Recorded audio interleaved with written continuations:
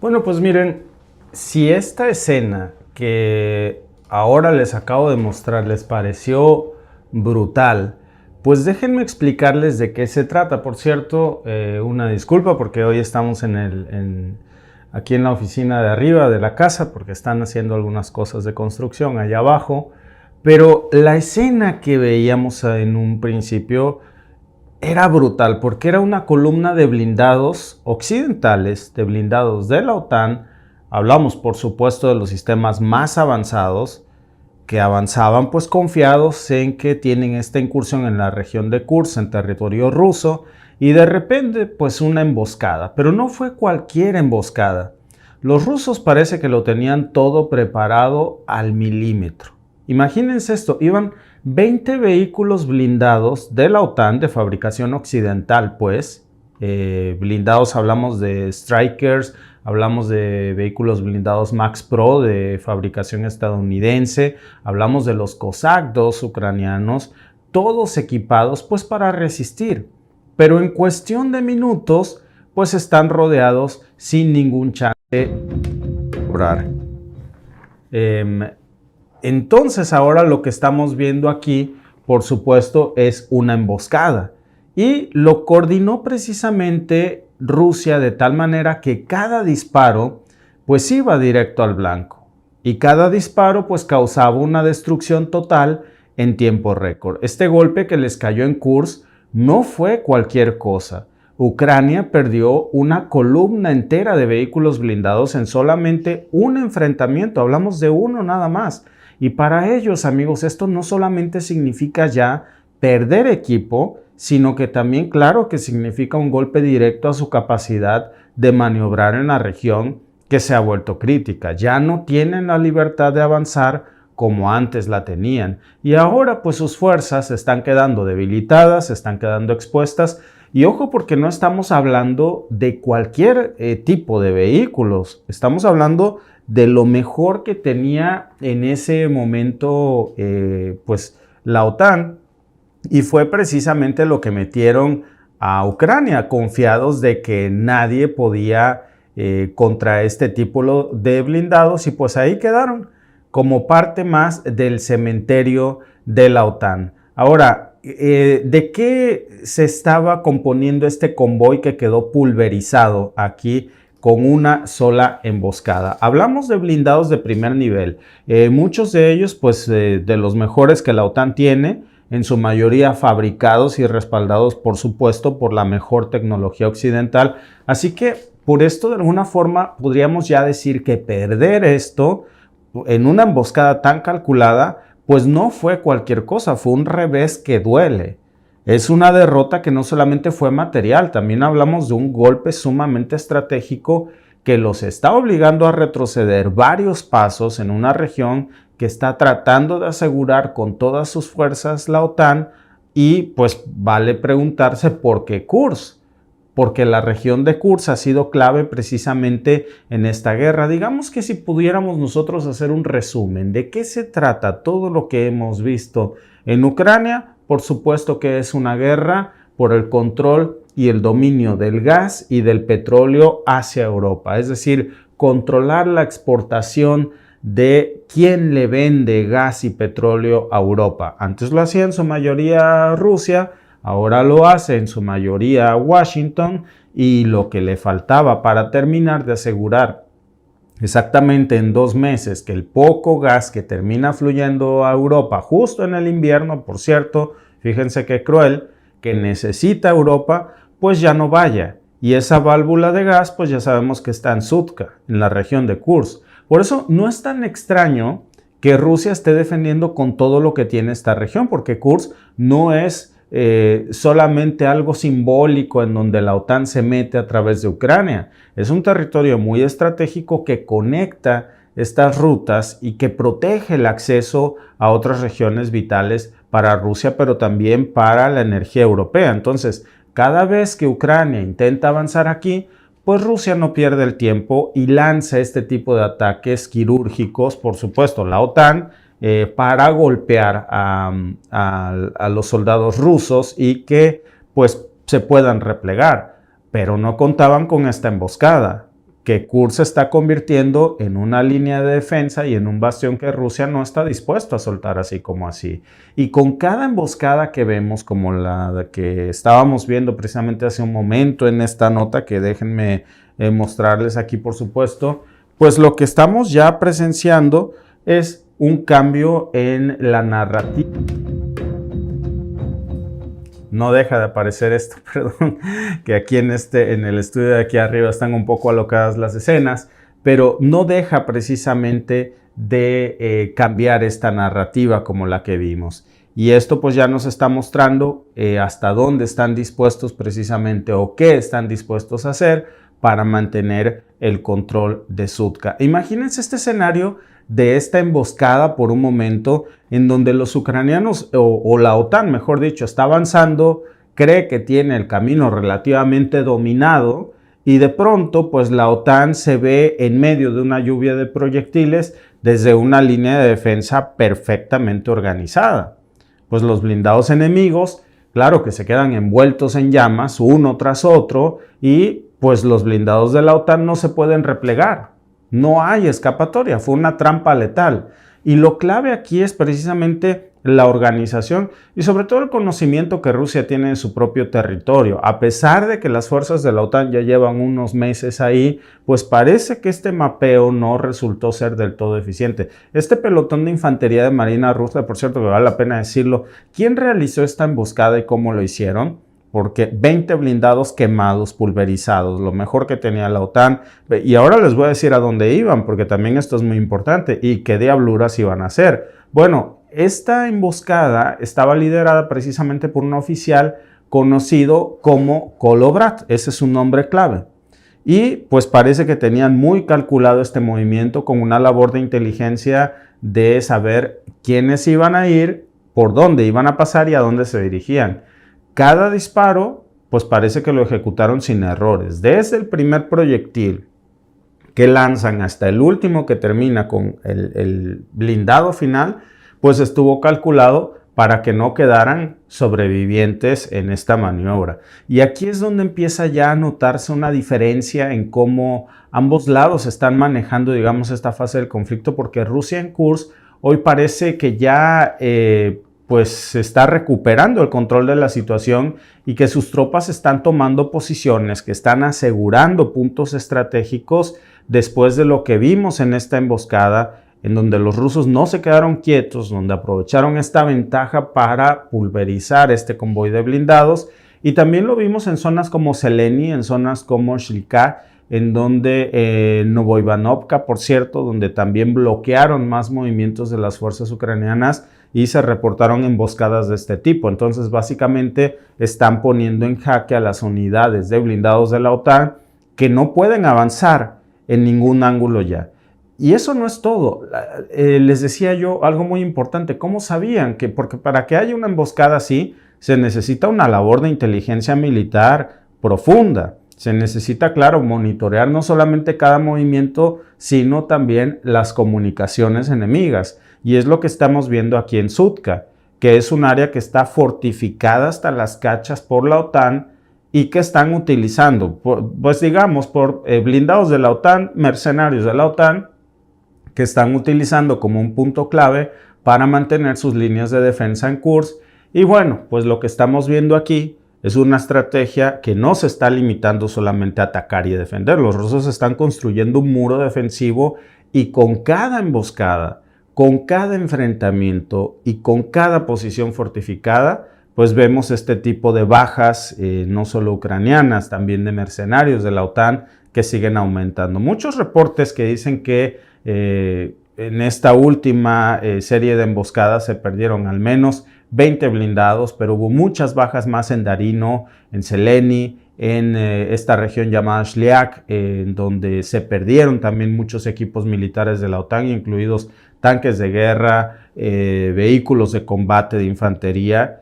Y esto, pues claro, que no solamente representa una pérdida numérica, sino que también una guerra de desgaste en donde la capacidad de la OTAN para poder mantener una ofensiva consistente en esta región de Sutka es cada vez más difícil. Y si a todo esto, por cierto, le sumamos varios factores como la situación en Kursk, pues para la OTAN se vuelve cada vez más complicado sostener esta aventura, no solamente porque están perdiendo equipo y personal, sino porque ya no tienen manera de meter refuerzos, están totalmente cercados. Entonces, nada entra y nada sale. De alguna manera pueden decir que tienen el control de la zona porque ningún ruso entra. Sí, pero tampoco ningún mercenario de la OTAN sale, o por lo menos no vivo, y esta emboscada es una prueba. Entonces, pues estamos viendo cómo este tipo de contraataques están reforzando precisamente las líneas y están cambiando la narrativa de lo que habíamos visto apenas hace unos meses.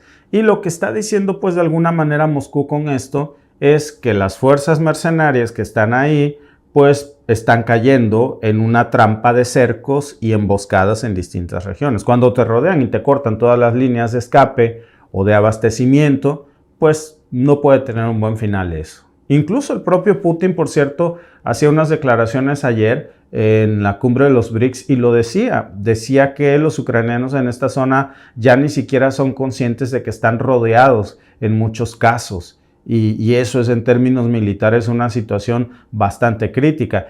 Y tiene razón en esto, porque miren, no parece que este convoy de las imágenes que les muestro, parece que tuviera la menor conciencia de que estaban siendo rodeados. No parece que fuera así. Pensaban seguramente que era algo que podían manejar. De lo contrario, no se hubieran salido a la muerte. Y aquí hay un punto pues bastante interesante, porque la resistencia ucraniana en estas áreas básicamente se apoya en el pilar de tener la presencia de los equipos y vehículos proporcionados por la OTAN.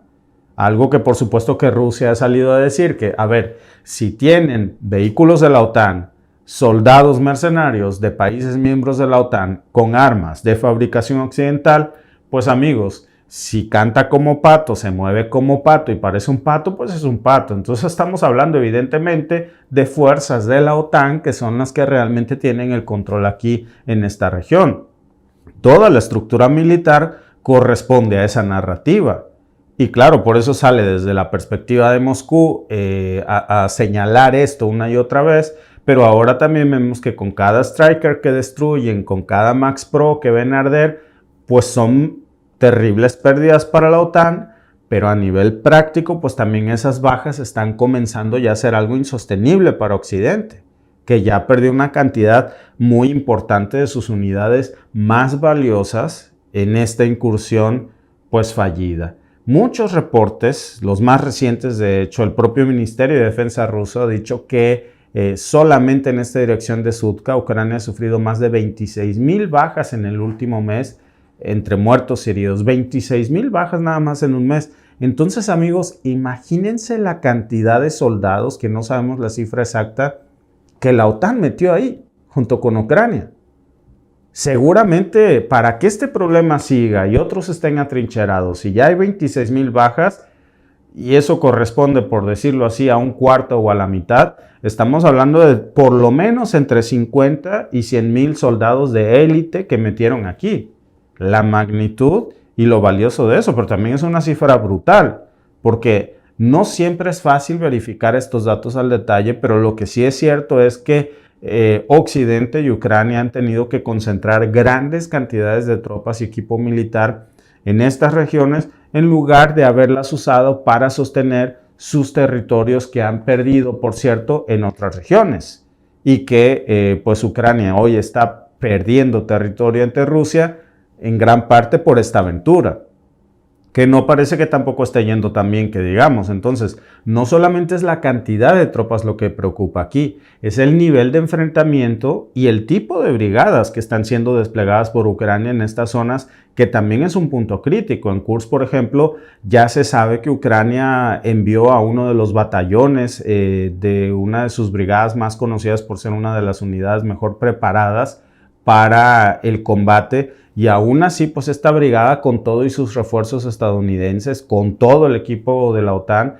pues fue neutralizada. En muchas ocasiones el ejército ruso ha barrido entre esos 26,000 muertos o heridos, pues están brigadas completas que son de élite, porque no mandaron improvisados aquí. Y para Occidente, pero pues por supuesto que también para Ucrania, perder este tipo de soldados de élite, pues es un golpe devastador, no solamente en términos de moral, bueno, fuera, en términos de capacidad operativa.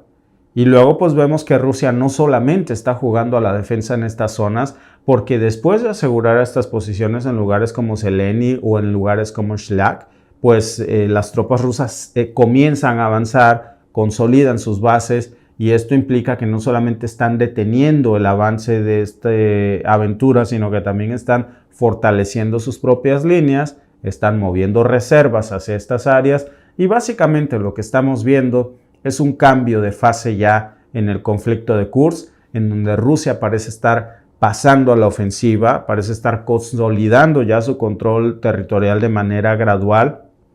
Y decía que Putin ayer decía en estas declaraciones en la cumbre de los BRICS que la situación en Kursk, refiriéndose a esto, a las pérdidas del control de sus unidades, en donde gran parte de los combatientes pues han quedado atrapados, repito, sin siquiera ser conscientes de que ya estaban atrapados, pues es grave, pero además es algo que coincide con la emboscada que hoy estamos viendo aquí, en donde pues en los últimos meses es un patrón que se está repitiendo muchísimo, que está teniendo un costo altísimo, tanto en términos humanos como por supuesto también en términos de recursos materiales. Cada vehículo blindado que se pierde es uno que pudo haber defendido el territorio ucraniano y que queda ahí para la posteridad en un cementerio de tanques como un recordatorio de lo que sucede cuando se toman este tipo de decisiones como la que hoy estamos viendo pues precisamente aquí. Una más para una raya más al tigre. Por cierto, muchas gracias a todos los amigos que se están conectando con nosotros aquí en este en vivo. Gracias a nuestro amigo Luis Cofre. Asensio dice saludos desde Chile, me llama mucho la atención sus noticias porque todo encaja con las profecías. Dice Odapti, buenos días querido amigo de Mexican Family, Alba y Víctor, felicidades por sus 2 millones de suscriptores. Es cierto, fíjense que ayer amanecimos gracias a ustedes y a su confianza con 2 millones de suscriptores y les agradecemos muchísimo porque cada vez somos una comunidad más grande y gracias también a nuestro amigo Oscuridad de la Luz que siempre nos sigue, a nuestro amigo Jen Luna, dice Víctor, ¿podrías dar un análisis sobre el veto de Brasil a Venezuela siendo el que debe velar por una Latinoamérica libre? Por supuesto que sí, amigo. Dice a Estados Unidos y Rusia Company no les importa Ucrania, Israel, Líbano, ni nada de ello, solo les importa el poder dominar el gas y el petróleo porque de eso viven, entonces claro que tienen que cuidar su negocio. Y no los culpamos de todos, porque imagínense, cada quien debe cuidar por lo suyo. Qué bueno que Estados Unidos cuida por sus intereses, si no, ¿quién más lo haría? Qué mal que otros países cuiden por intereses ajenos en lugar de los suyos, como Alemania, que tiene un Producto Interno Bruto que está por los suelos gracias a estas sanciones, como el mismo Ucrania, que hoy está perdiendo terreno gracias a esta aventura. Entonces, ya lo decíamos el otro día, el que por su gusto es güey, hasta la coyunda lame. Por cierto, gracias a todos los que están participando en nuestra encuesta por YouTube, a los amigos que nos están siguiendo en YouTube. La pregunta es, ¿cuánto tiempo cree que la OTAN logrará sostenerse en Sutka? ¿Meses, semanas o indefinidamente? Hablando de intereses, quien más gana con la retención de Sutka pues es Washington, porque recuerden que en diciembre se viene la renovación de este acuerdo ucraniano para seguir permitiendo que Rusia transporte gas a Europa por medio de su territorio. Rusia le paga a Ucrania por eso y le paga muy bien, sobre todo ahora, porque Ucrania no está para hacerle favor a Rusia, ya comprenderán, son negocios. Europa tampoco es que quiera este gas por las sanciones, pero lo necesita, es decir, todos se necesitan. Excepto Washington, que no necesita esto porque le estorba para vender gas occidental. Entonces, por alguna misteriosa razón, Zelensky ya salió a decir que no va a renovar este acuerdo y ahí están los muchachos en Sutka, los muchachos de los GOF, de los mercenarios estadounidenses, para asegurarse que no se renueve y si se intenta renovar, pues seguramente van a volar ese gasoducto en pedazos y ahí se acabó la aventura de Kursk. ¿Cuánto tiempo cree que la OTAN logrará sostenerse en Sutka? El 70% cree que unas semanas, el 22% cree que meses y el 8% que indefinidamente.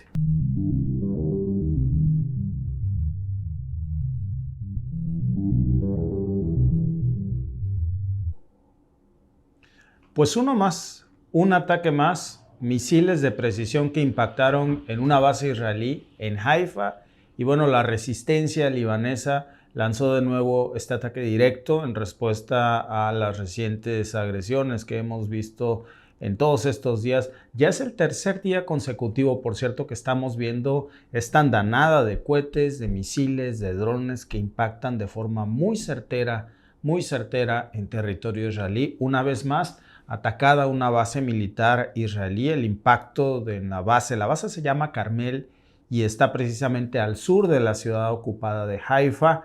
Es parte de las operaciones que se están lanzando bajo el lema "A tus órdenes, Nasrallah".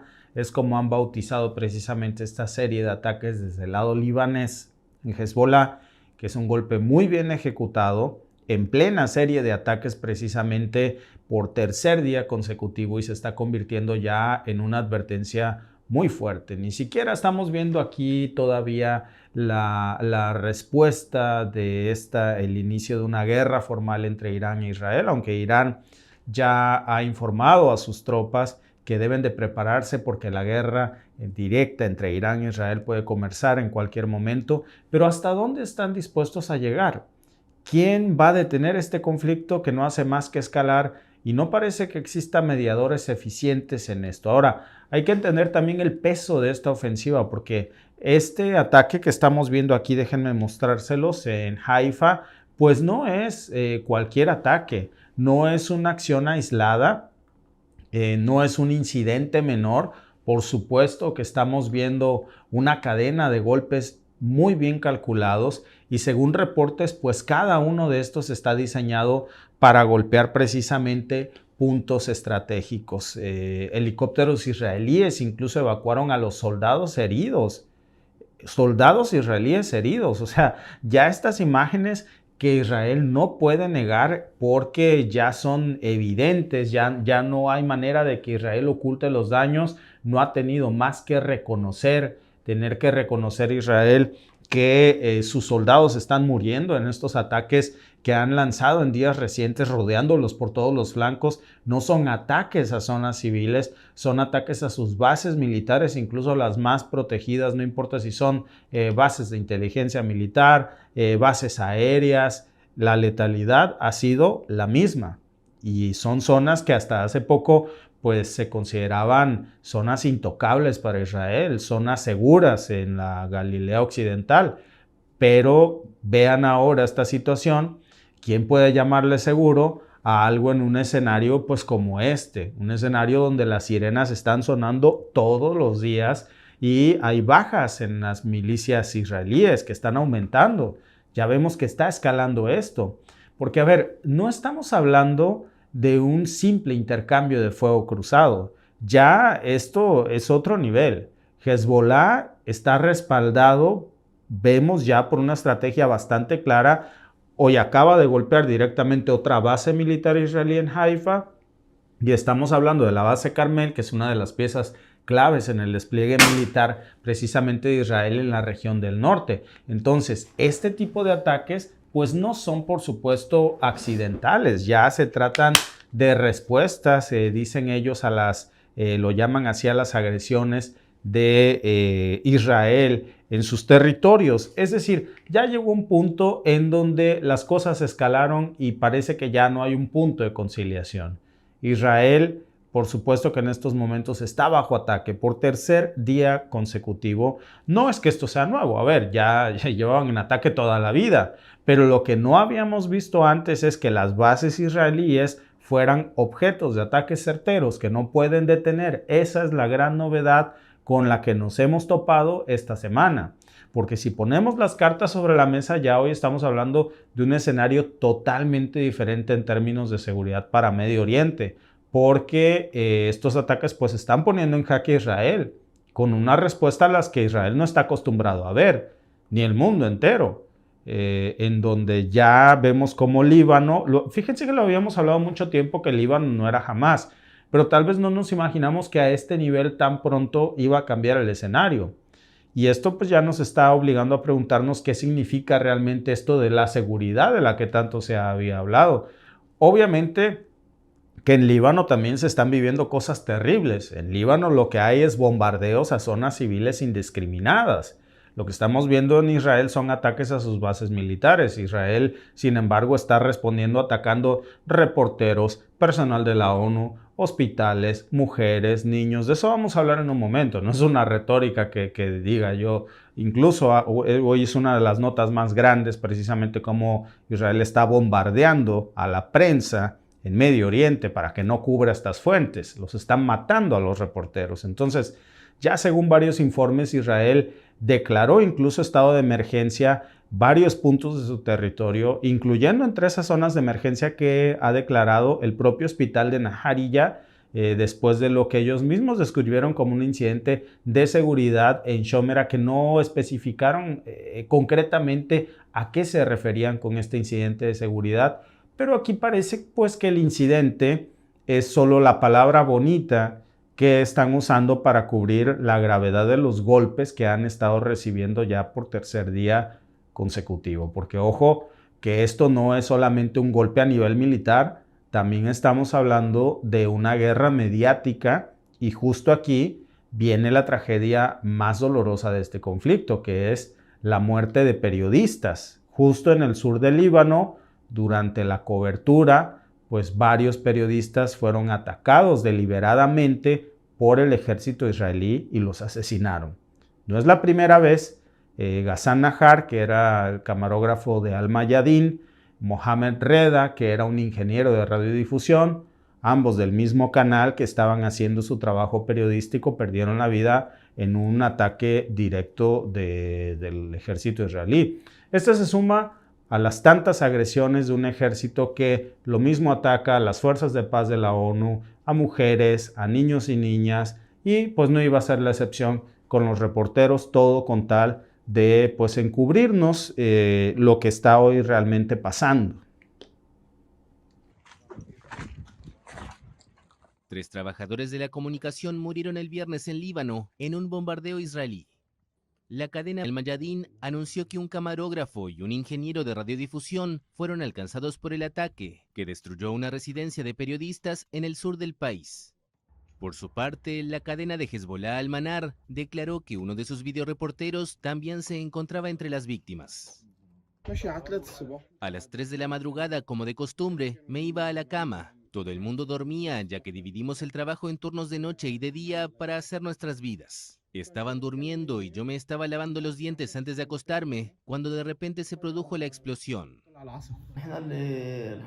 Lo que nos salvó fue la presencia de coches entre las viviendas. La residencia alcanzada estaba justo al lado de la nuestra, con una distancia de 4 metros entre ellas. El espacio entre ambos se utilizaba como estacionamiento para 2 coches. El ataque se produjo durante la noche en Hasbaya, una localidad que hasta ahora prácticamente no se había visto alcanzada por los bombardeos. Según medios locales, el mes pasado varios periodistas se trasladaron a ese municipio. Tanto el primer ministro libanés como su ministro de Información denunciaron un bombardeo deliberado que calificaron de crimen de guerra. Israel no comentó el ataque, que según el Ministerio Libanés de Salud también dejó 3 heridos. Pues es terrible y no podemos evitar preguntarnos hasta qué punto se ha perdido todo el respeto por todo, hasta qué punto al ejército israelí ya no le importa nada, no hay respeto por las mujeres, no hay respeto por los niños, no hay respeto por las fuerzas de paz de la ONU, no hay respeto por la labor periodística en un conflicto que parece tener límites. Pues ya no hay límites y el mensaje es claro, o se callan o se mueren. Si siguen cubriendo lo que está pasando en estos momentos, están muertos. Y es un golpe directo no solamente a ellos, amigos. Esto es un golpe a todos, a mí, a ti que me estás viendo, a la libertad de prensa, a la libertad de expresión. Este es un régimen como el que vivimos precisamente en la historia. Tanto hemos leído del régimen que provocó una de las peores tragedias de la humanidad, el Holocausto, y hoy se están comportando igual. La respuesta de las organizaciones internacionales brilla por su ausencia. Claro, porque se trata de Líbano. Si esto lo estuviera haciendo Rusia, hoy en todos los noticieros que ustedes ven que tengo abierto aquí no se hablaría de otra cosa. En cambio, hoy miren, ahí se está hablando de Halloween, están hablando de accidentes de carro. pero no de esto. Entonces, hoy estamos viendo una realidad en donde no solo las bombas y los misiles están en juego. Estamos hablando de una campaña de silenciar a todos, en donde las voces que cuentan lo que sucede sobre el terreno, las voces que muestran lo que realmente está pasando en Israel y en Medio Oriente, los ojos y los oídos de todos nosotros, pues están siendo eliminados.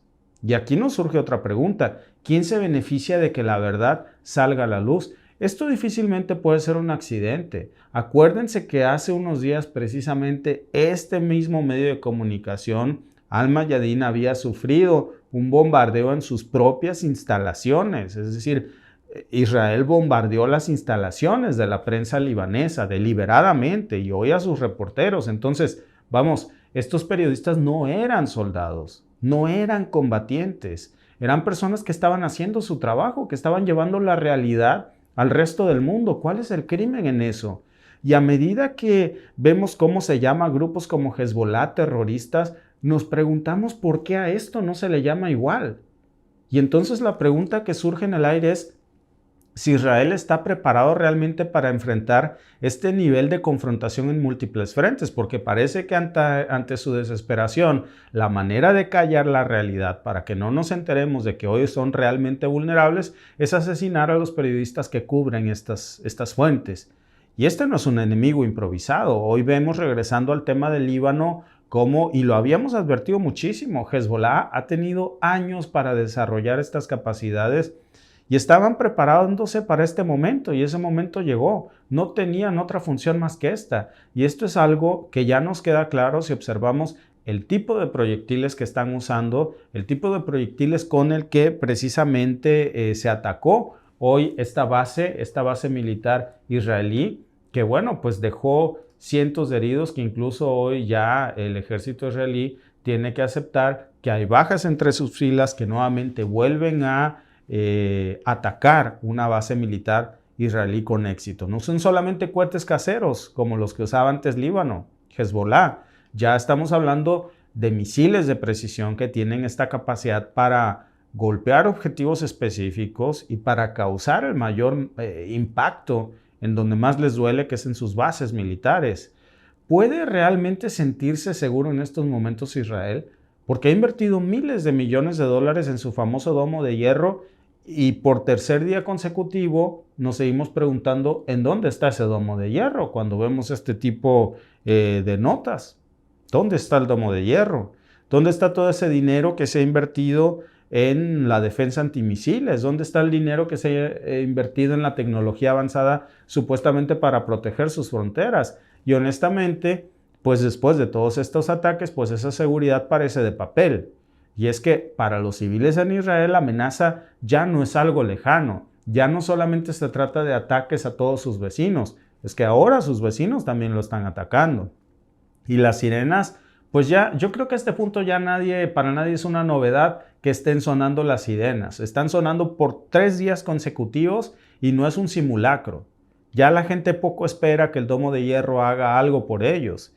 Cuando ves que los helicópteros están evacuando a los propios soldados israelíes, entonces es tiempo de correr. Porque imagínate, si están evacuando a los propios soldados, pues, ¿qué le espera a la gente de pie? Esto está cambiando muchísimo, por supuesto, la percepción. Ahora, si vamos un poco más allá, pues este no es un conflicto de un solo frente. Lo habíamos platicado muchísimo, por eso el propio Pentágono le había advertido a Israel que no se metiera en esta trampa. Además del ataque a la base de Haifa, Hezbollah hoy también lanzó una ofensiva con drones suicidas sobre varias posiciones. Por ejemplo, se reportaba esta mañana una posición también en la que Líbano había infligido un daño muy grande en al-Baghdadi. Ahí logró impactar en sus objetivos. Y aquí es donde la situación pues ya se está tornando bastante crítica, porque esto nos está demostrando una capacidad de ataque coordinado que pues no habíamos visto en décadas. Son ataques por tierra, por aire, y es una estrategia que nos demuestra que Hezbollah ha aprendido a jugar en un terreno ya mucho más avanzado y complicado. Y con cada ataque, pues nos queda también claro que esta resistencia libanesa no va a retroceder. De hecho, cada golpe parece ser una señal de que están listos para ir más allá y que están dispuestos a desafiar a Israel en su propio terreno sin importar las consecuencias. Claro que se desvía mucho el foco mediático ante los horrores de lo que está también pasando en el lado libanés y en Palestina, porque están masacrando comunidades enteras, objetivos civiles, hay bombardeos, no nada más a periodistas, a señoras, a niñas, a familias, a escuelas, a hospitales. Entonces toda la atención se está centrando en esto, a las fuerzas de paz de la ONU también, por supuesto, pero poco se habla en los medios de comunicación de cómo la realidad es que también por tercer día consecutivo han estado bombardeando a las bases militares de Israel con éxito y por supuesto que están fuera de sí. Y un Israel que se siente acorralado también se vuelve un Israel muy peligroso, sobre todo para la población civil. A ver, este escenario pues ya nos está mostrando otra realidad en donde está escalando los daños al fuego cruzado pues en la población precisamente civil. Y todo esto pasa mientras la situación al interior de Israel también, repito, se está complicando muchísimo. El ejército ya ha reportado muchas bajas reconocidas públicamente. Estamos hablando de comandantes de pelotón, estamos hablando de sargentos que han caído en combate, no nada más dentro de Israel, también en Gaza, concretamente en Beit Lahia, que según datos del propio Ministerio de Seguridad israelí, las bajas ahí en Palestina han alcanzado números alarmantes desde que empezó esta última ola de violencia en este conflicto. Entonces, ya es una nueva realidad. Eso que había dicho Netanyahu de que el conflicto en Palestina ya se había acabado, ya había neutralizado a Hamás, nada más falso. Las cifras oficiales que hoy el mismo Israel reconoce nos hablan de 890 soldados, oficiales, policías, miembros de seguridad que cayeron. Y claro, pues cada pérdida pesa mucho en la moral y en la capacidad de respuesta. Ahora, por supuesto que esas cifras palidecen muchísimo cuando hablamos de las más de 48,000 bajas de civiles inocentes en el lado palestino. Pero si volvemos, por cierto, al Líbano, porque ahí las cosas están al rojo vivo, Hezbollah ha dejado muy claro que estos ataques son solamente el comienzo y que el hecho de que estén utilizando una frase tan simbólica, por cierto, que yo creo que hay que reflexionar en esto, estos ataques se llaman a tus órdenes Nasrallah, a tus órdenes Nasrallah. Esto dice muchísimo porque el mensaje que están diciendo es sí, mataron al líder de Hezbollah, mataron al líder que siguió después del que mataron previamente y al que iba a suceder también, eso es cierto, pero ¿qué cambió? El nivel de compromiso de sus seguidores de Hezbollah y la amenaza para Israel no ha cambiado en absoluto. Al contrario, habíamos ya hablado de esto, de cómo Hezbollah es como un monstruo de 1000 cabezas, no importa a cuántos de sus líderes mates, los que vienen van a venir y esto claro que va a escalar. Y el problema es que Israel, a pesar de esta tecnología de defensa que hoy ya habíamos platicado de cómo se ha vuelto obsoleta, pues alcanzó su límite.